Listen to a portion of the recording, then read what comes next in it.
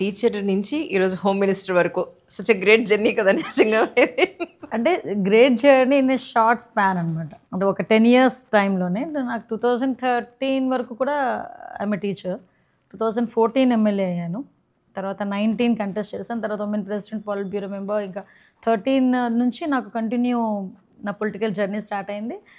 ఒక 10 years అయిన తర్వాత చెప్పాను కదా ఇందాక, నా గాడ్ ఫాదర్ దయ వల్ల హోమ్ మినిస్టర్ ఉన్నాను. కానీ హానెస్ట్గా చెప్పండి, ఒక టీచర్గా మీ మనసుకు సంతృప్తి ఇచ్చిందా? ఒక ఏమంటారు హోమ్ మినిస్టర్గా మీకు మనసుకు సంతృప్తి ఇచ్చిందా అంటే ఏం చెప్పండి? మీకు ఈ విషయంలోనైతే నేను ఒక 2 ways ఆఫ్ ఆన్సర్ చెప్తా. కానీ ట్రూలీ ఓపెన్గా చెప్తున్నా, నేను టీచర్గా ఉన్నాను కాబట్టి పొలిటికల్గా నేను సక్సెస్ అవ్వగలిగాను. Right. Because of teacher only. నేను ఈరోజు పొలిటికల్గా 10 సంవత్సరాల్లోనే నేను ఈ పొజిషన్కి రాగలిగానంటే నా టీచర్ వృత్తి అనేది చాలా బాగా పనిచేసింది నాకు. అట్ ద సేమ్ టైం ఏంటంటే నాకు చిన్నప్పటి నుంచి కూడా పాలిటిక్స్ అంటే ఒక ప్యాషన్. లిటరల్లీ నేను టీచర్ కింద ఫస్ట్ టైం అపాయింట్మెంట్ లెటర్ తీసుకుని స్కూల్కి వెళ్ళి సిగ్నేచర్ చేస్తూ అయితే ఏడ్చా. ఎందుకంటే అప్పటికి నాకు 21-22 yearsకి నాకు జాబ్ వచ్చేసింది. అబ్బా 36 years చేయాలా ఈ ఉద్యోగం, లేదు ఇది కాదు నాకు కావాల్సింది, సంథింగ్ ఇంకొంచెం ముందుకు వెళ్ళాలని అప్పటికప్పుడు మళ్ళీ చదవడం మొదలుపెట్టాను.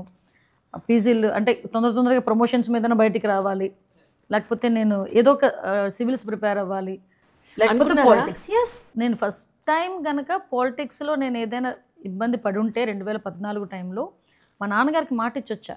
నాన్నగారు అయితే ఒప్పుకోలే. గవర్నమెంట్ టీచరు, చక్కని 2 పిల్లలు, ఎందుకు నీకు పాలిటిక్స్ అది ఇది అంటే, లేదు డాడీ ఒక్కసారి నాకు అవకాశం ఇవ్వండి, నాకు ఫస్ట్ నుంచి కూడా మీరు ఎంకరేజ్ చేసేవారు, ఈసారి కూడా నాకు ఒక్కసారి అవకాశం ఇవ్వండి, ఎవరికో రాదు ఇటువంటి అవకాశం, నాకు వచ్చింది అంటే, మరి ఏదైనా తేడా జరిగితే పరిస్థితి ఏంటి, నీకు వెనకాతల పొలిటికల్ బ్యాక్గ్రౌండ్ లేదు, అలాగే నా 1000 కోట్ల ఆస్తులు లేవు, ఏంటి పరిస్థితి అంటే, నా పిల్లల్ని ఒక 6 నెలలు చూసుకోండి, నేను సివిల్స్ ఏదో రకంగా నా బాధ నేను పడొస్తాను, సివిల్స్ కొట్టుకుంటానన్నా. మీరు సివిల్స్ అచీవ్ చేస్తుంటే నిజంగా ఫస్ట్ ఇంటర్వ్యూ నాదే అయ్యి ఉండేది.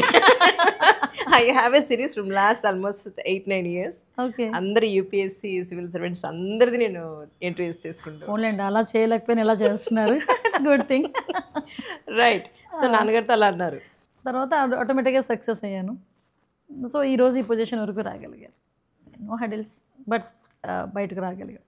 కానీ నేను గత కొంతకాలంగా చూస్తున్నప్పుడు అంటే ప్రీవియస్ గవర్నమెంట్ అప్పుడు కానీ ఇప్పుడు కానీ రాజకీయ నాయకులు లిటరలీ మీడియా ముందుకు వచ్చి కెమెరా ముందు మైక్ పట్టుకుని వాళ్ళు మాట్లాడేది ప్రజలందరూ వింటున్నారు అని తెలిసినా కూడా పదజాలం చాలా దారుణంగా యూజ్ చేసిన సందర్భాలు చాలాసార్లు చూశాను అప్పుడు. బట్ ఇప్పుడు చాలా మీరంతా కూడా వెల్ ఎడ్యుకేటెడ్స్, చాలా ఏమంటారు ఎలిగెంట్గా, ఎక్కడా కూడా భాషాపరంగా ప్రజలందరూ వింటున్నాను, చాలా కామన్ డీసెంట్గా మాట్లాడడం అనేది నేను చూస్తాను. ఈ వేరియేషన్ యాక్చువల్లీ అంటే ప్రజల్లో ఎలాంటి ఇంపాక్ట్ తీసుకొచ్చే అవకాశం ఉంది మీ ఉద్దేశ ప్రకారం? లేదండి, మీకు ఇక్కడ ఒక విషయం చెప్పాలి. నేను ఎమ్మెల్యేగా ఉండేటప్పుడు 2014-19 పీరియడ్లో అసెంబ్లీలో మాట్లాడుతున్నప్పుడు ఒక ఎమ్మెల్యే అటు నుంచి చాలా తీవ్రమైన పదజాలను మాకు వస్తాయి. మీరు అబ్జర్వ్ చేస్తుంటే లాస్ట్ టైం నేను అదే అసెంబ్లీలోని ఒక శాసనసభ్యురాలు మాటలు బట్టి నేను కూడా ఇబ్బంది పడిన సందర్భం కూడా మీకు తెలుసు, చాలా బాధపడిన సందర్భం కూడా తెలుసు. అటువంటి సిచ్యువేషన్లోనే నోటుకొచ్చిన చంద్రబాబు నాయుడు గారిని నోటుకొచ్చినట్టు మాట్లాడుతున్నారు, ఏదో పాటు మాట్లాడుతున్నారు. మేమందరం పడుతున్నాం, అధికారంలో ఉండి మేము పడుతున్న టైంలో ఒక ఎమ్మెల్యే జస్ట్ ఒక క్రాస్ దాటి ఒక పదం ఉపయోగించారు.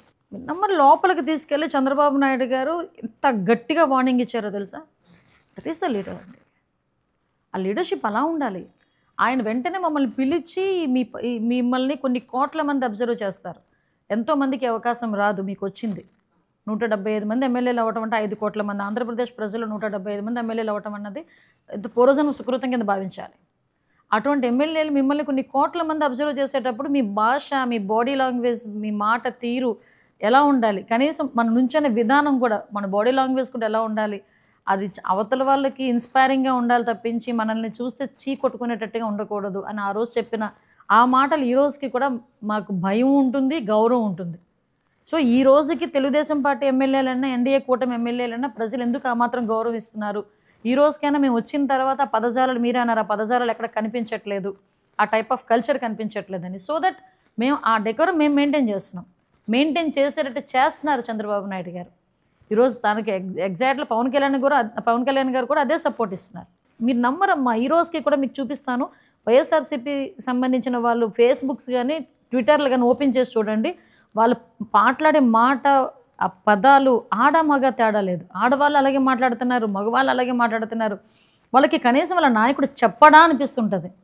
అసలు ఎందుకు పడాలి మేము ఇన్ని మాటలు? అసలు మేమెవరో తెలియదు, మా కుటుంబ నేపథ్యాలు తెలియదు, కానీ మా పర్సనల్ విషయాలు కూడా రోడ్డు మీదకి వచ్చి మాట్లాడే పరిస్థితులు కనిపించాం.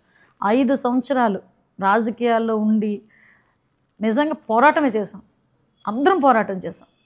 సో అఫ్కోర్స్ దాన్ని ఫ్రూట్ ఈరోజు ఎంజాయ్ చేస్తున్నాం, అది వేరే విషయం. కానీ చంద్రబాబు నాయుడు గారు అధికారంలోకి వచ్చారు అని ఏపీ ప్రజలు సంతోషించే లోపలే ఈ వరదలు, వర్షాలు బీభత్సం సృష్టించేసింది. గట్టిగా చెప్పాలంటే ఈ రోడ్ల వ్యవస్థ కానీ మొత్తం అంతా చాలా డిస్టర్బ్ అయిపోయింది. ఇప్పుడు ప్రస్తుతానికి రిఫార్మ్స్ ఎలా జరుగుతున్నాయంటే ఏం చెప్తారు అంతే? అమ్మా మీకు ఇంకో విషయం చెప్పాలి. చంద్రబాబు ఈ విజయవాడకి వరదలు రావటం అనేది దురదృష్టమే, కానీ చంద్రబాబు నాయుడు గారు ముఖ్యమంత్రిగా ఉన్నప్పుడు రావటం అనేది ఒక అదృష్టం. ఎస్, నేను ఘంటాపదంగా చెప్పగలను ఈ మాట. నిజమండి. ఇదే సిచ్యువేషన్లో చంద్రబాబు నాయుడు గారు కాకుండా వేరే ముఖ్యమంత్రి ఏదైనా ఉన్నా ఈ రోజుకి కూడా దాన్ని రీస్టోర్ చేసే పరిస్థితి ఉండదు. బికాజ్ ఆఫ్ చంద్రబాబు నాయుడు గారు ఈ 10 రోజుల్లోనే తిరిగి వాళ్ళు వాళ్ళు తిరిగి వాళ్ళ లైవ్లీహుడ్ని చేస్తున్నారు, స్టార్ట్ చేయగలిగారు. నేను నా కళ్ళతో చూశానమ్మా, డే ఫస్ట్ నుంచి నా కళ్ళతో నేను చూశాను. ఎందుకంటే యాజ్ అ డిజాస్టర్ మేనేజ్మెంట్ మినిస్టర్గా సార్ అనిత డిజాస్టర్ మేనేజ్మెంట్ ఆఫీస్లో ఒకసారి కూర్చోంటే నేను వెళ్ళి కూర్చుంటే సార్ అక్కడికి వచ్చారు. అక్కడి నుంచి నేను సార్ కలిపే అజిత్ సింగ్ నగర్కి వెళ్ళాం. అంతవరకు ఆ సీరియస్నెస్ అన్నది అంటే మాకు తెలుసు, సిచ్యువేషన్స్ బాగాలేదన్న సంగతి తెలుసు. అక్కడికి వెళ్ళిన తర్వాత ఏ ముఖ్యమంత్రి అయినా తర్వాత సార్కి హైదరాబాద్ ప్రయాణం ఉంది. బాలకృష్ణ గారు ఒక ఇది పెట్టారు, ఫంక్షన్ పెట్టారు బాలకృష్ణ గారిది, 50 సంవత్సరాలు ఆయన సినీ జీవిత దేని గురించి పెట్టారు. సో దానికి వెళ్ళాల్సిన మనిషి చూసి సిచ్యువేషన్ చూసి నేను ఈ టైంలో ఎక్కడికి కదలను, నాకు నియర్ బై ఆఫీస్ ఎక్కడ ఉంది అంటే కలెక్టర్ ఆఫీస్. అంటే కలెక్టర్ ఆఫీస్లో ఏ ముఖ్యమంత్రి అంటే 10 రోజుల పాటు బస్సులో కూర్చొని అడ్మినిస్ట్రేషన్ చేస్తారు? మొత్తం సెక్రటేరియట్ని మొత్తాన్ని తీసుకొచ్చి కలెక్టర్ ఆఫీస్లో కూర్చోబెట్టారు. ఒక్కొక్క వార్డుకి ఒక సీనియర్ ఐఏఎస్, ఒక మంత్రి, ఒక ఎమ్మెల్యేని వేశారు. ఒక్కొక్క డివిజన్కి ప్రతి ఒక్కరికి కూడా ఇంటింటికి తీసుకెళ్ళి భోజనం ఇవ్వాలి. ఆయన చలించిపోయేవారు. మాకు భయం వేసేది. ఆయన ఫీల్డ్ వర్క్కి వెళ్ళి వచ్చి కూర్చొని మాకు రివ్యూ అనేసరికి లిటరల్లీ ప్రతి ఒక్కరిని భయపడేవాళ్ళు. ఎవరైనా వచ్చి ఆయనకి ఏమైనా చెప్పారా, ఏదైనా అందలేదా అంటే ఎంత మైన్యూర్ థింగ్స్ని ఆయన అబ్జర్వ్ చేస్తారంటే, ఒక అమ్మాయి ఎందుకు ఏడుస్తుంది, ఒక అతను ఎందుకు ఏడుస్తున్నాడు అని అడిగితే, మా మిస్సెస్ అక్కడ ఉండిపోయిందమ్మా లోపల, నేను మా అబ్బాయిని కాపాడుకుందామని తీసుకొచ్చాను, మా మిస్సెస్ని కాపాడండి అని ఒకతను. ఒక ఆమె వచ్చి నాకు మంచినీళ్ళు లేవు, మంచినీళ్ళు ఇవ్వండి అని. ఈ పదాలన్నీ తిరిగి తీసుకొచ్చి ఇలా జరుగుతుంది అక్కడ సిచ్యువేషన్, మీరేం చేస్తున్నారు, నాకు ఇంటింటికి వెళ్ళాలి. నైట్ 1 గంటకు 2 గంటలకు పడుకునే మనిషి మళ్ళీ మార్నింగ్ 6 o'clock అలా రెడీగా కూర్చొని రివ్యూ చేసేవారు, లేదా ఫీల్డ్కి వెళ్ళేవారు. అందుకే అన్నాను ఇందాక మాట, విజయవాడ వరదలు రావడం దురదృష్టమే, కానీ ఆ టైంలో చంద్రబాబు నాయుడు గారు ముఖ్యమంత్రిగా ఉండటం అదృష్టం.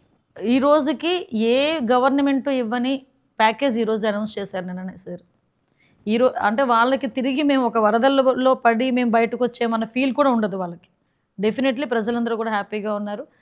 నేను ఒక్కొక్కసారి చెప్తుంటా చంద్రబాబు నాయుడు గారి గురించి, నేను ఏకలవ్య శిష్యురాలే చంద్రబాబు నాయుడు గారికి. ఆయన చూస్తూ నేర్చుకున్నాం, ఈ 10 సంవత్సరాలు ఆయన చూస్తూనే నేర్చుకున్నాం ఎలా చేయాలి వర్క్ అన్నది. సో మేము కూడా ఎంజాయ్ చేస్తాం, వర్క్ని ఎంజాయ్ చేస్తాం.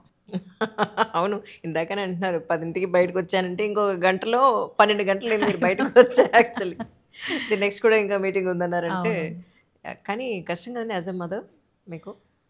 నా అదృష్టం, నా పిల్లలు నాకు సహకరిస్తారు, నిజంగా నా అదృష్టం అది. ఒక సింగిల్ పేరెంట్గా నేను నా పిల్లలు ప్రతి ఆస్పెక్ట్లోని కూడా ఈ 10 years వాళ్ళు నన్ను అంతా సపోర్ట్ చేయబట్టే, ఎక్కడికైనా వెళ్తున్నాను అన్న జాగ్రత్తగా అంటారు అంతే. ఏ రోజు నన్ను ఇబ్బంది పెట్టిన పరిస్థితి కూడా రాలే. వాళ్ళకి ఎందుకో చంద్రబాబు నాయుడు గారు అన్నా కూడా అంతే అభిమానం వాళ్ళకి కూడా. పవన్ కళ్యాణ్ గారు అంటే ఆటోమేటిక్గా ఉంటుంది కదా ఇష్టం. సో వాళ్ళు నాకు సహకరించబట్టే నేను ఈ రోజు వరకు ఇలా నేను ఇంత పర్ఫెక్ట్గా వర్క్ చేసుకోగలుగుతున్నా, అది నా అదృష్టం. అంటే అవుట్ ఆఫ్ మై క్యూరియాసిటీ సరదాగా అడగడం ఈ క్వశ్చన్, అంటే యాజ్ ఏ మదర్ పొద్దున్న లేస్తే వాళ్ళకి ఏదో వండి పెట్టాలని ఉంటుంది కదా మనకి, ఏం తింటున్నారో లేదో ఎలా ఉంటున్నారో అని, అసలు టైం ఉందా మీకు ఈరోజు? వాళ్ళు నన్ను అడుగుతున్నారు, అమ్మ ఏం తింటావు, మీకు ఒక మెసేజ్ చూపిస్తాను ఇప్పుడు, అమ్మ ఏం తింటావు లక్ష్మీ ఆంటీ చేత ఏం వండించమంటావు అని అడుగుతుంది అనమాట, మెసేజ్ పెడుతుంది. సో ఒక స్టేజ్ అంతే, ఒక స్టేజ్ వరకు వాళ్ళని మనం చూసుకున్నాము, వాళ్ళు కొంచెం పెద్దవాళ్ళు అయ్యారు కదా, ఆటోమేటిక్గా ఇప్పుడు తిరిగి వాళ్ళే నన్ను అడుగుతున్నారనమాట. కానీ పవన్ కళ్యాణ్ గారికి అన్ని పోర్ట్ఫోలియోలు ఇవ్వడం అనేది అంటే ఇంకెవరూ లేరా ఈయనకి ఇచ్చారని కొంతమంది విమర్శించారు ఒక పర్టికులర్ టైంలో. అలాంటి వాళ్ళకి మీరు ఏం సమాధానం చెప్తారు? అసలు విమర్శించే వాళ్ళు ఏ రక ఒక్కొక్కసారి నాకు అనిపిస్తుంది అమ్మా, ఫీల్డ్ మీదకుండి యుద్ధం చేయాలి, యుద్ధం చేసేవాడు తెలుస్తుంది ఆ పెయిన్. అంతే తప్పించి ఎక్కడో కూర్చొని నాకు చాలామందిని అబ్జర్వ్ చేస్తుంటాను, క్రికెట్ మ్యాచ్ జరుగుతుంది అనుకోండి, ఇక్కడ కూర్చొని అనాలిసిస్ చేస్తారు, అచ్చచ్చా బ్యాట్ ఇలా ఆడితే బాగుండు, ఇలా ఆడితే బాగుండు అని. At the same time politics గురించి బాగా బాగా ఖాళీగా ఉండే కూర్చొని ఆ రచ్చబండ్ల దగ్గర లేకపోతే ఏదో సంథింగ్ మీటింగ్ హాల్స్లో కూర్చొని ఏం అనాలిసిస్ ఇస్తారంటే ఇక్కడ కూర్చొని అమెరికాలో ఏం జరగాలో కూడా వీళ్ళే నిర్ణయిస్తారు. సో ఏ పోర్ట్ఫోలియోలు ఎవరికి ఇవ్వాలో కూడా వీళ్ళే నిర్ణయిస్తారు. ఇవ్వకపోతే ఫీల్ అయిపోతారు, ఫీల్ అయిపోయి నోటుకు వచ్చినట్టు మాట్లాడతారు. ఏ ఇస్తే తప్పేంటి? ఇప్పుడు 24 మంది ఉన్నాం, 24 మంది మినిస్టర్స్, ఆయనకి ఆ పోర్ట్ఫోలియోలో ఆయన తీసుకున్నారు తప్పేంటి? ఇప్పుడు ఇచ్చారు తప్పేంటి? చేస్తున్నారు కదా. చెయ్యలేకపోతే అడుగు, ఆ పోర్ట్ఫోలియోలకి న్యాయం చేయలేకపోతే అప్పుడు అడుగుండి.